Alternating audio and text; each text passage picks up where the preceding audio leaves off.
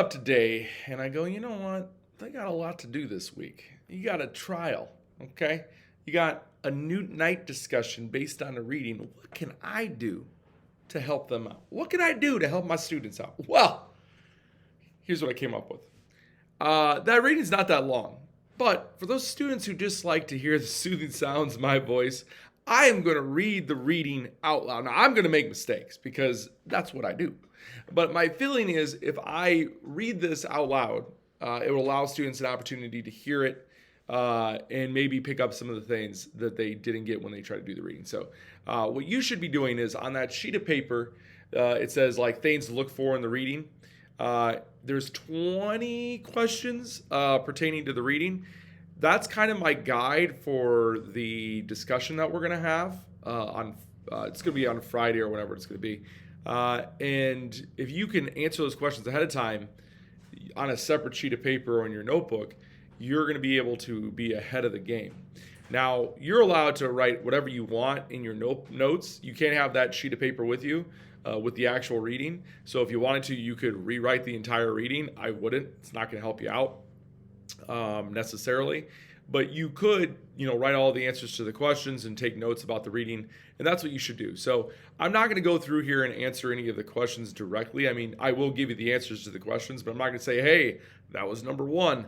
But you should have those questions next to you while you're listening to this so you can understand what's going on. Because I will stop the reading sometimes and give some elaborate descriptions of things so you have an idea of what this reading is talking about. So without further ado, we're going to talk about a man named Newt.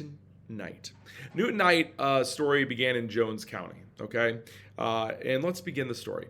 Newt Knight was born on 1837 near the Leaf River in Jones County, Mississippi. Newt worked hard and tilled the land himself. That means he was like a farmer. Tilled the lands means like you're digging up the land and getting it ready for crops. According to his son, Newt never drank or cursed and was a primitive Baptist. He doted on his children. Doted means he treated them like everything, right? It's like if I dote on my children, it's like my children are my world. I play with my kids when I come home from work. I do da-da-da-da. Doting means that extra love, care, and commitment. That's what doted means. Soon after the election of Abraham Lincoln, the United States president in November 1860, slave-owning planters led Mississippi to join South Carolina to secede from the Union in January 1861. Other southern states would follow suit. Mississippi's Declaration of Secession reflected the planters' interest in the first sentence. So this is the Mississippi's Declaration of Secession. We've read this before. Our position is thoroughly identified with the institution of slavery, the Mississippians said. However, the Yalman farmers and cattle herders of Jones County had a little use for war over states' rights to maintain the institution of slavery, because the Yalman farmers and cattle herders of Jones County didn't own slaves. Let's keep reading here. In 1860, slaves made up only 12% of the total population in Jones County, the smallest percentage of any county in the state. In other words, Jones County, the place that Newt Knight grew up in, didn't have a whole lot of slaves. So the fact that their state was going to war to protect the institution of slavery doesn't make sense to Jones County citizens because they don't own slaves. So why would they put their life on the line to do something that doesn't benefit or impact their life in any kind of way? Let's get to the next section. The opposition to the Civil War. In April 1861, the American Civil War began. Many Mississippians, including Newt Knight, were opposed to secession and war.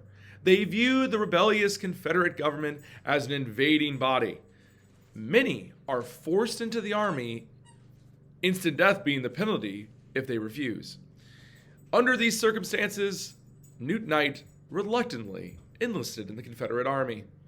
In the early fall of 1861, Newt claimed that he only agreed to serve as an orderly nurse to care for the sick and wounded. Meanwhile, the Confederate Congress had passed the infamous 20 blank law, because I'm not going to say that word, because, which allowed planters who owned 20 or more slaves to be exempt from fighting. Let's take a step back here. Let's kind of see what this last few sentences said.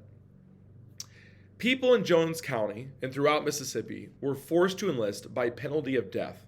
If they didn't join, they could die. Newt Knight doesn't want to die, so he joins, and what does he want to be? A nurse. Because he would rather save lives if he has to fight in a war than take lives for a cause he just doesn't care about. What they do as well is they implement this new law, and this new law says if you own 20 or more slaves, you don't have to fight. Which means if you own 20 more slaves, each slave is about the value of today's cars, so you own 20 cars.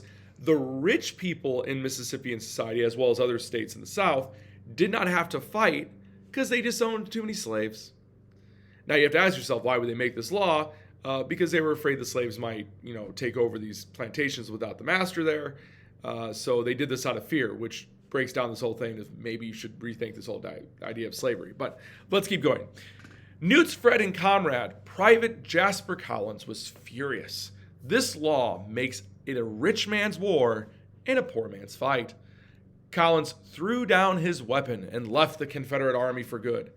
Not long after Collins left the Army, Newt learned that back home, the Confederate cavalry seized his family's horses. In early November 1862, Newt went AWOL, or absent without leave. Along the way, he had to avoid capture by the Confederate patrollers who searched the roads for deserters. So going AWOL just means you left the military without permission.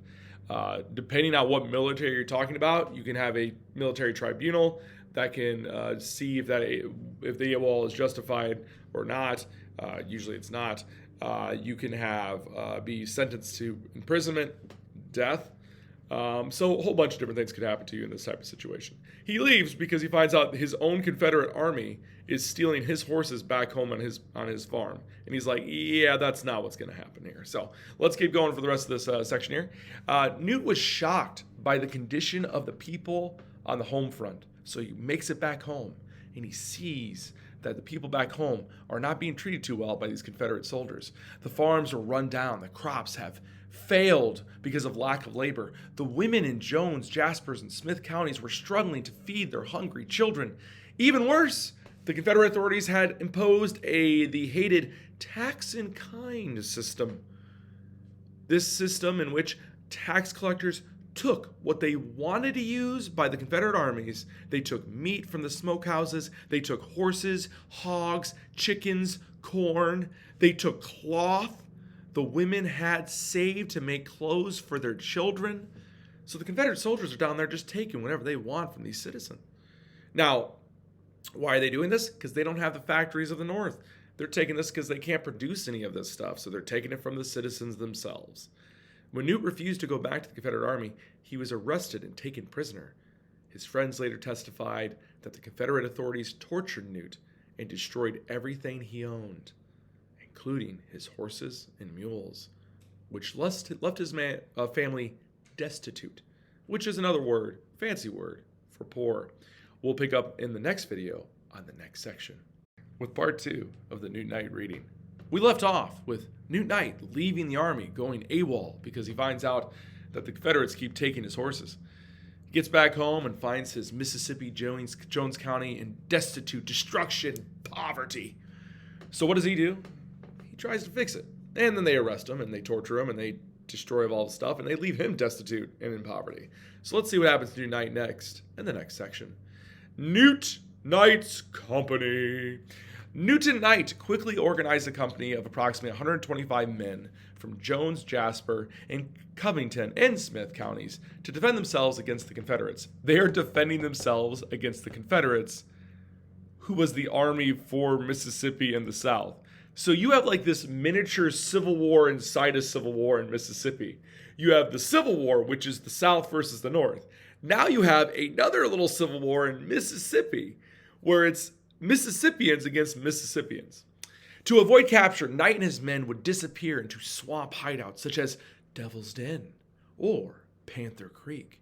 They communicated with each other by blowing signals into hollow cattle horns.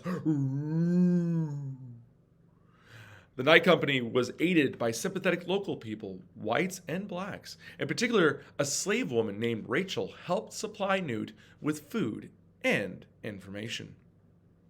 By early 1864, news of Newt Knight's exploits had reached the highest levels of the Confederate government.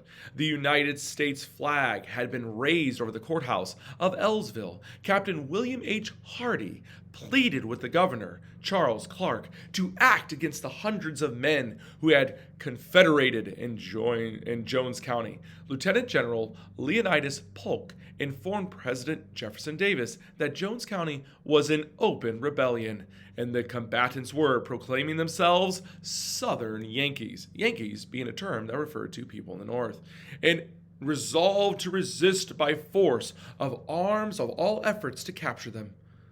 Although no official secession document survives, for a time, in the spring of 1864, the Confederate government of Jones County was effectively overthrown. In other words, this miniature civil war inside a civil war is successful so far for the Newt Knights group who's hanging out in those different areas of the swamps.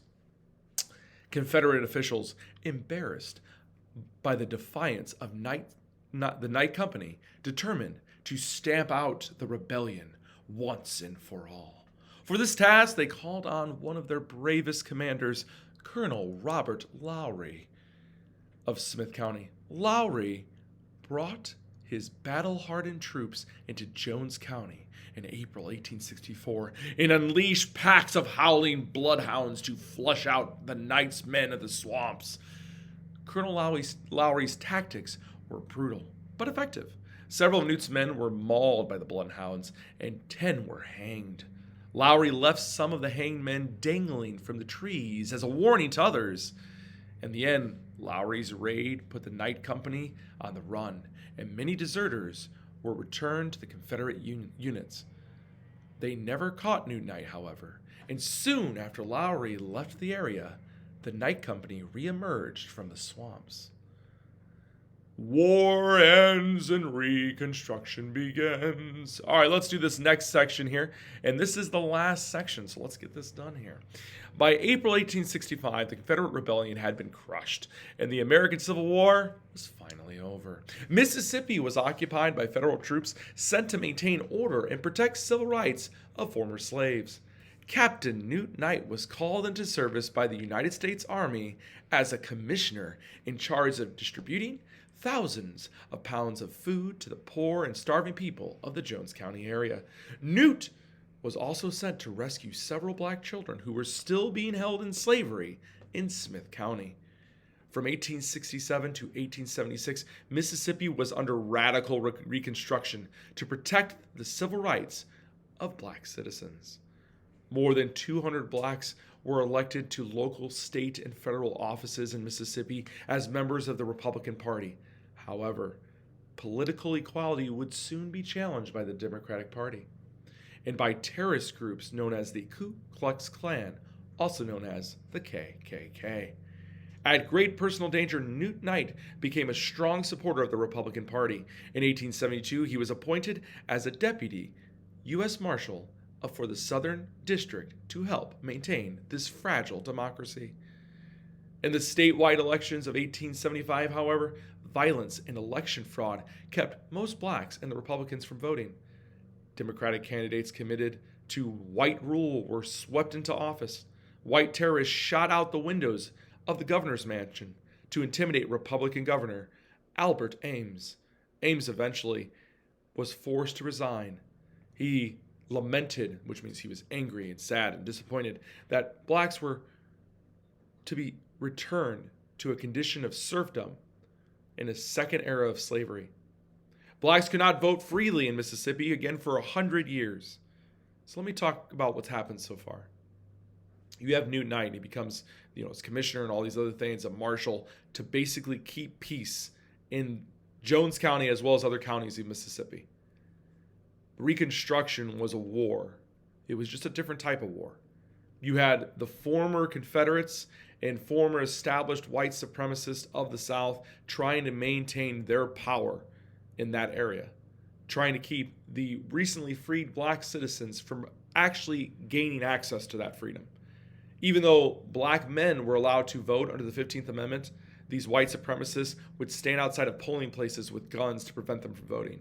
And although there was a giant group of people, Republicans, that were voted in to keep the peace and to keep these recently freed black citizens treated equally, these people were kicked out of office to be replaced by white supremacists. And for 100 years, blacks were not freely able to vote in Mississippi. 100 years after getting the legal right to do so, they were stopped. We got the last two paragraphs. Let's see what happens with Newt Knight and his end. Newt retreated to a farm in Jasper County after 1875. He brought his wartime ally and former slave, Rachel, with him. Not his former slave. She was a former slave to somebody else. His white wife, Serena, soon left, and Newt and Rachel were married. I want you to think about this real quick. They're still living in Mississippi. Newt Knight, a white man, married a former slave. Just imagine what experiences they would have faced in that type of society back then. She bore him several children. Newt faced danger of living openly with a black woman. But, as he liked to say, there's a lot of ways I'd rather die than be scared to death. Newt Knight died on February 16, 1922, of natural causes at the age of 85. Under the Mississippi Constitution in 1890, it was a crime for whites and blacks to be buried in the same cemetery. Think about that for a second. They actually made a law that it was illegal to bury people in the same cemetery if they had a different skin color. Yet even in death, Newt Knight was defiant. In other words, he wasn't going to listen to this law. He left careful instructions for his funeral and was buried on a high ridge overlooking his old farmstead in a simple pine box beside Rachel, who died in 1889. The inscription on his tombstone reads, "He lived for others." That is the reading for Newt Knight. I hope that this is helpful for you guys to understand the story of Newt Knight and that you guys will be ready to discuss this stuff in class this week. Peace, my friends. Out.